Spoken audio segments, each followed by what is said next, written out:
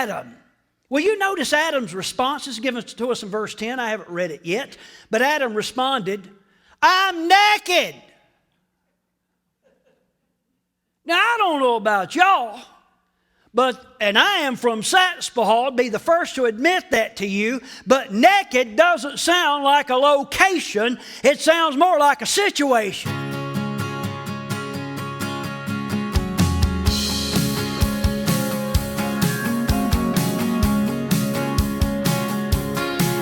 Lord God, you know all my ways. You know all about me. But still you came for me. Lord God. Well, howdy, and welcome to New Life. I'm Terry Knight, the pastor here at New Life Community Church. I thank you so much for turning us on, tuning us in. I trust, as always, that the Lord's going to bless you all over the place as we fellowship together here for the next several moments. I'm going to attempt to jump right into the back half of a teaching that we began a week or so ago that deals with the issue of prayer. And the undergirding question that I have been asking you is, what do you know about prayer? What do you know about prayer? And think about this. Where did you learn what you know about prayer? Did you learn about it from the Word of God or what someone else told you? You know, there are a lot of people in my life that I trust. I trust them dearly because they have never given me any reason not to trust them. But there are some that I can't trust. But you know, I can always trust the Word of God. And this is where I go when I want to discover that which God has for me. And I trust that you will begin to understand that prayer is a huge part of what God wants, not only for Pastor T, but for you as well. Our text passage for this particular teaching is found in Genesis chapter 3, and I want to read just part of it, that text verse to you, or one of those text verses right now. We're going to jump on into this. Genesis chapter 3, look at the middle to the latter part of verse number 9, and it says this: the Lord God called to the man. Listen to that one more time. Look at that. It's on the screen for you. The Lord God called to the man, Adam. Let's see what we can find out about that. Father, I thank you for each one that's turned on this telecast. Whether that's live for them or sometime later, I pray in Jesus' name that you would speak by your word to their hearts. Teach us what it means to pray, to communicate with you, not only to speak, but to listen and to know and understand the sound of the Lord. We pray in Jesus' name, amen and amen. Hey, you hang on. I'm going to be back here in just a little while to wrap things up. God bless.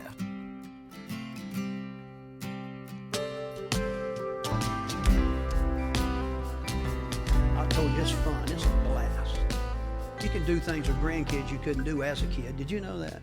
It's amazing. And they wanted to watch something on television. So we put the television on. Now, we didn't leave it on long, mind you. Pastor T took them for a little prayer walk. That was really fun. For me, I don't know if they enjoyed it or not. But in the middle of that dinner, that TV, Sister D was in the kitchen. And she said, "Unnamed grandson, would you like some more spaghetti?" And I'm sitting behind the little booger. And I looked, and it's like laser-like focus on that TV. "Unnamed grandson, would you like to have some more spaghetti?" How many of you know he wasn't listening for Grandma? Not right then. There's a whole lot of people in this world. I'm not going to point right now. Whole lot of people. God is speaking, but they're not listening. Not listening. Not listening. But I finally hit the mute button on the TV, and he listened. Man, Pastor Terry, I wish I had a mute button. I could just mute some of y'all and say, "God's trying to talk to you. Dingbat, listen." I would be the first to admit to you, most persons have no desire to be as detailed as I just was about what's going on with Holy Spirit in our life. But that is what's going on. We had two men who are part of this church fellowship that were over here just working feverishly yesterday. One putting in some electrical wire and another doing something for cameras here. The work that they did is now hidden. Isn't that something? The wires and things went behind the wall. It's amazing to watch all that happen. It's still amazing to me how all that happens.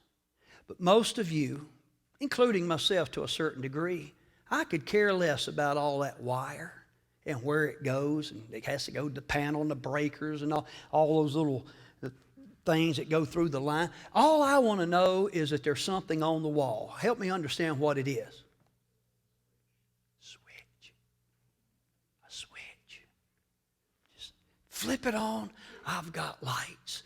We'll let Jeff and Eric figure out what goes on in the meantime. I said that to say this. Prayer is a key. Fill that in with me. Prayer is a key, but it isn't a switch. It's a key, but it isn't a switch. It opens a door of dialogue indeed, but the holder of the key must enter that door and engage that which is on the other side of the door. It's not just a switch. Now, let me show you something. I'm going to switch gears, spend just a little bit of time here, and I'm going to do a little closing thing, and we're going to put into practice what I'm talking about this morning. I want you to go with me to Ephesians chapter 6, if you would, please. Ephesians 6 and verse 10, Paul says to the church at Ephesus, finally, be strong in the Lord. Strong how? In the Lord and in His mighty power. And I have to ask myself, how do we do that? He tells us in verse 18, and pray in the Spirit on all occasions with all kinds of prayers. I'm back to Mr. Stedman. He says there are many kinds of prayer that we could talk about. Intercession, thanksgiving, supplication, and various forms of petition. But fundamental to them all is simply a conversation, a dialogue between an individual and God. Now, I am not going into this morning the depths of the kinds of prayer that Mr. Stedman talked about and Paul talks about in Ephesians chapter 6. I'm not going into a lot of detail, but suffice it to say, watch this, there are basically three kinds of prayer. There are elementary prayers, elementary. There are intermediate prayers, and then deep level prayers. Check this out. It doesn't make a lot of sense, doesn't make any sense whatsoever, to be honest with you, to teach an eclectic audience like the one before me this morning about deep level praying. Why doesn't that make sense, Pastor Terry? For this reason. I believe that deep level prayer is not so much taught as it is caught. Are you with me? And like any other discipline, it won't be caught until it's sought. S-O-U-G-H-T. Sought. Let me illustrate that to you with a really ridiculous illustration. No one in their right mind, and I trust that's every one of you, say amen. A couple of you, I suspicion, but no one in their right mind is going to expect, watch this, a 2-month-old infant to respond to a demand like, rise up and walk. Not expecting that out of a 2-month-old, are we? Would you expect that? No. A 2-month-old, their life is very simple. Watch this. You can put this on your notes if you would like, in particular you young parents. Their life is very simple. They scream, we interpret. They either want food or they need changing. Are you with me? They eat and they make messes. but they're cuddly. So we put up with it, right? We do not expect this, however, from either a young adult, an 18-year-old. Ah! He must be hungry, Mama, feed him.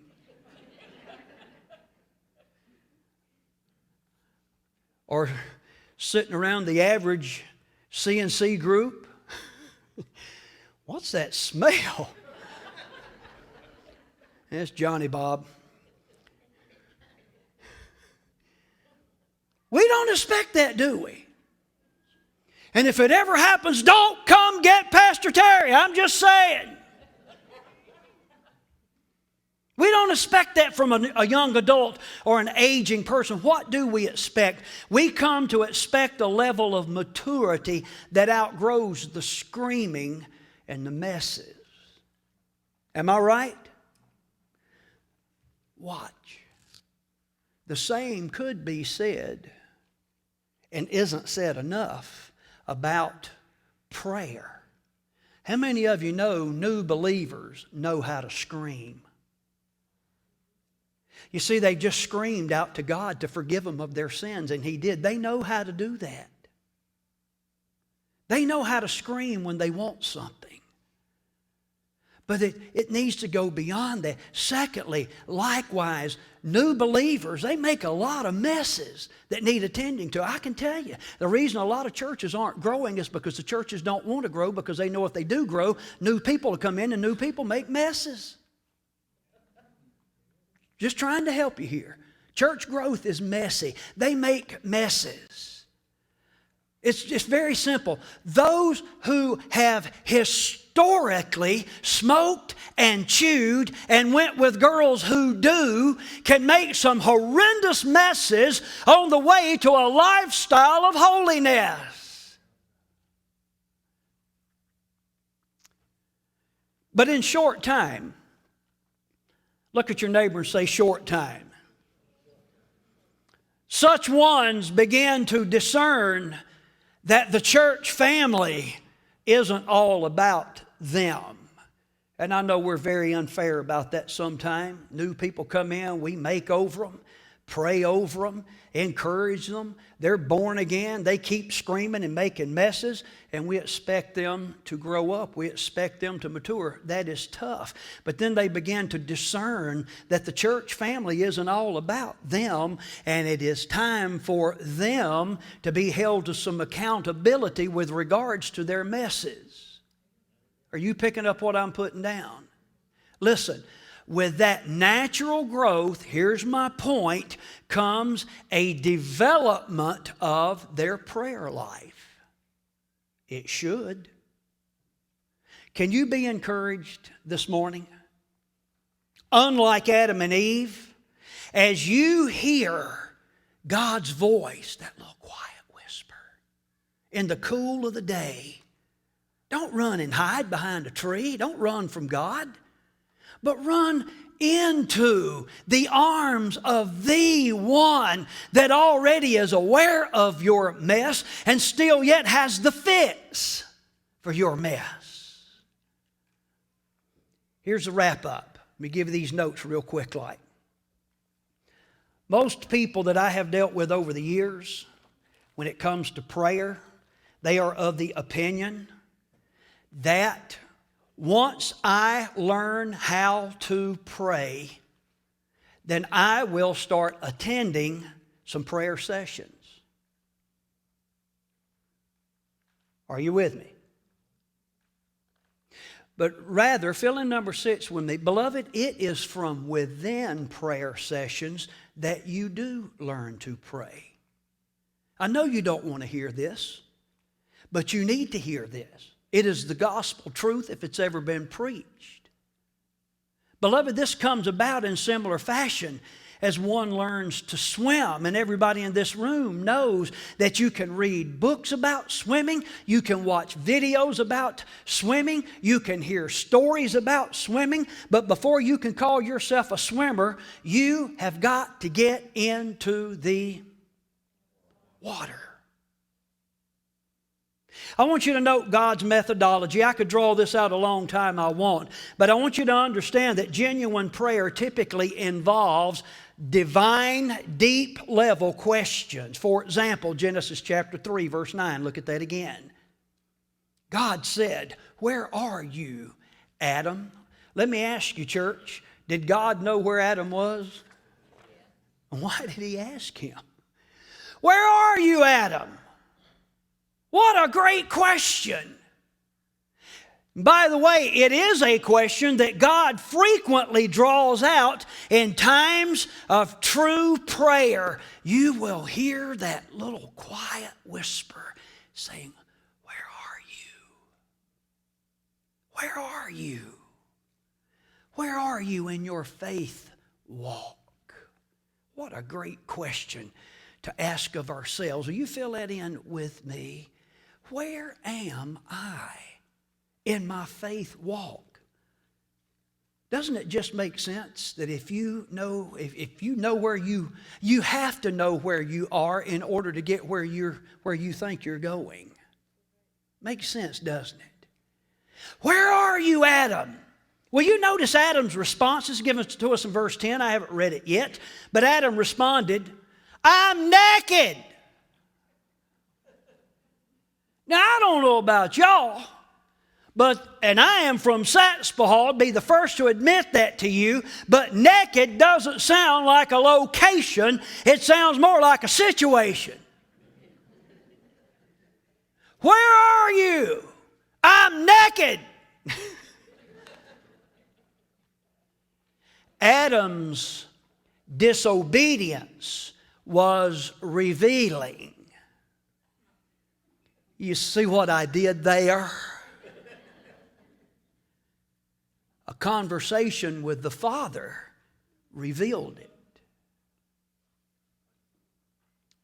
Listen to God's second question. It's given to us in verse 11. How do you know you're naked? What a dumb question. How do you know you're naked? Because I don't got no clothes on. Adam, where are you? I'm naked. How'd you know you were naked?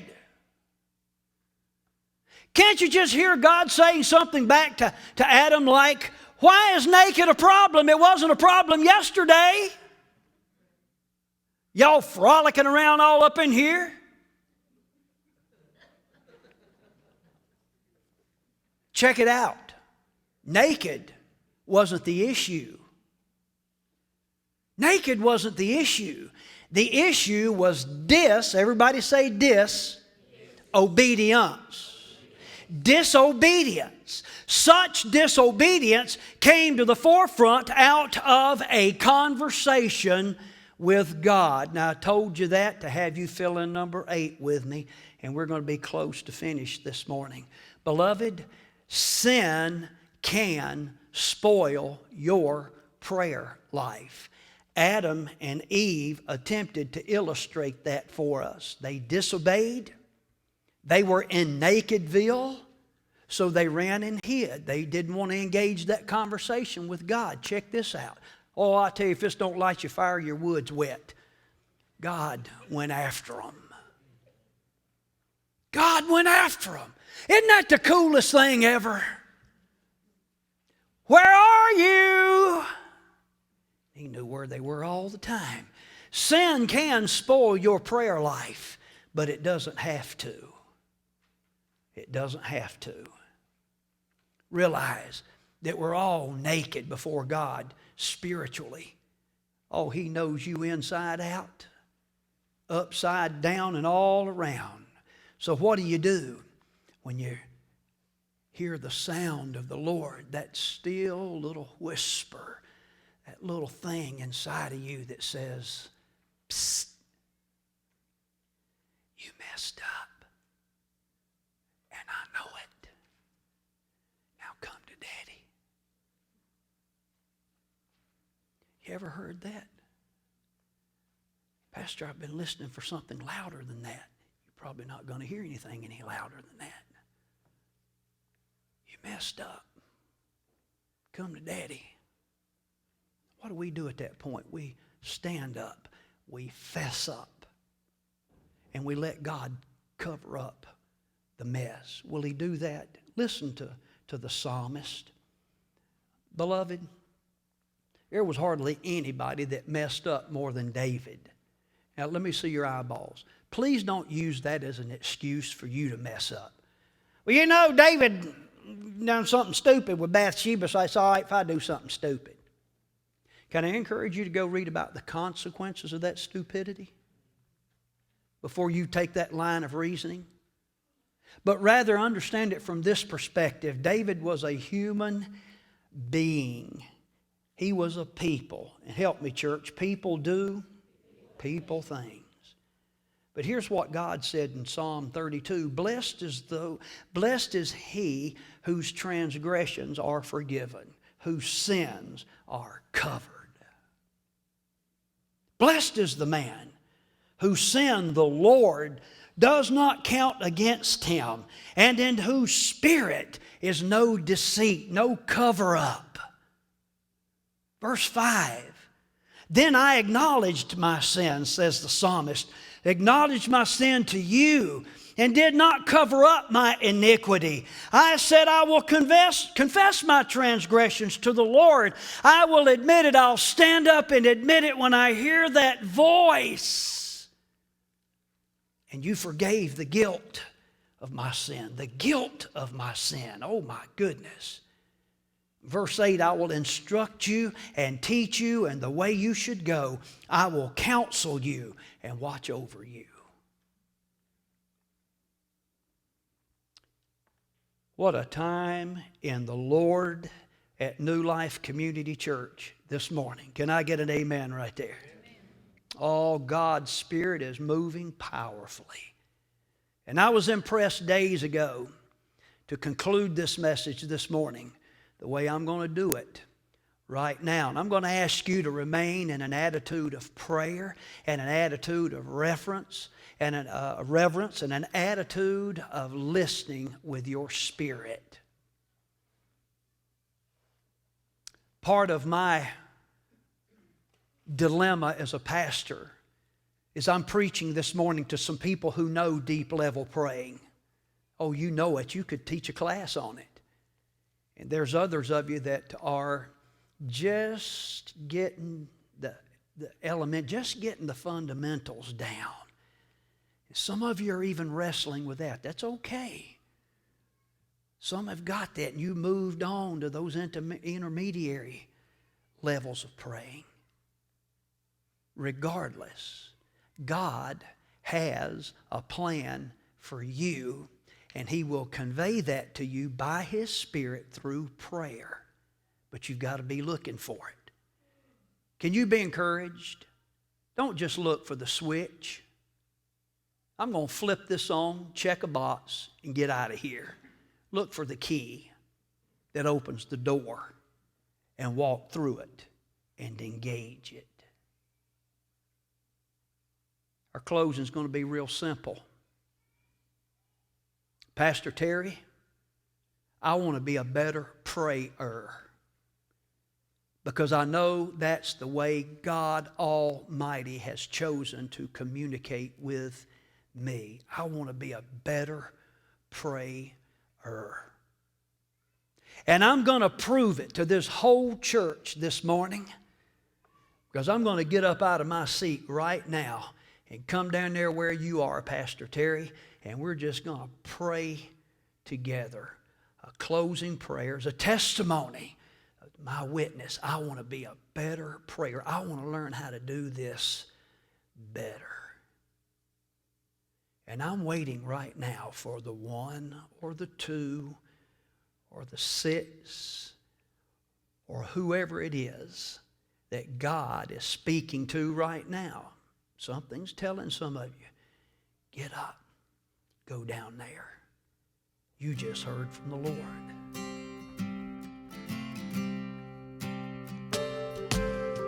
Well, beloved, that's going to wrap it up, or we're going to wrap it up right there for this particular teaching. And I want to do so by asking you this. Are you developing in your prayer life? Are you growing in your prayer life? How do we do that, Pastor Terry? Well, the way you grow with anything, regardless of what that is. And we use the old illustration of swimming quite often.